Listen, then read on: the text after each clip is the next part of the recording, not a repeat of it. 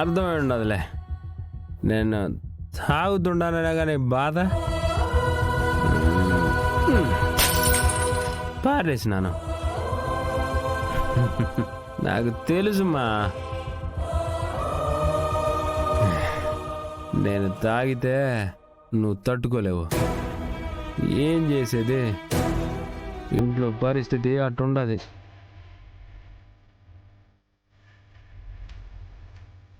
ఇదిగో నీకు ఇష్టమని ఈ స్వీట్ తీసుకొచ్చుండా, తింటావా? నాకు గోరు ముద్దలు పెట్టినావు, నా చేతి ముద్దలు తినకుండానే ఎళ్ళి పూడిసినావు. నీ చీరుండదే, అందులో నిన్ను చూసుకుంటా ఉన్నానమ్మా నేను. చీర చింపేసినారు, చీర నా నుండి లాగేస్తే నేను నా నుండి లాగేసినట్టుండదమ్మా. ఏంది మా నేను చేసిన తప్పు?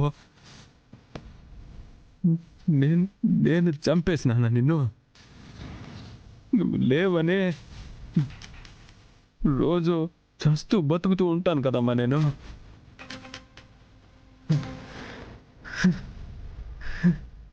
నాయనకది ఏమీ అర్థం కావట్లేదు.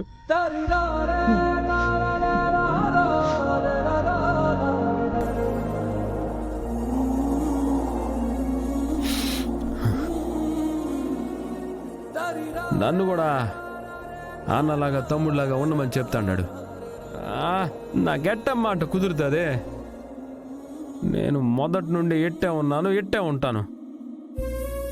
నీకు ఇంకోటి తెలిసినా, అన్న ఇప్పుడు షాపుకు ఓనర్ అయి ఉన్నాడు. అత్త, వరుణ్, అర్జున్ అంతా చాలా సంతోషంగా ఉండాలిలే. కాకపోతే నేనే పనికి మాలినోడిని, తిరుగుబోతోండి, తాగుబోతోండి.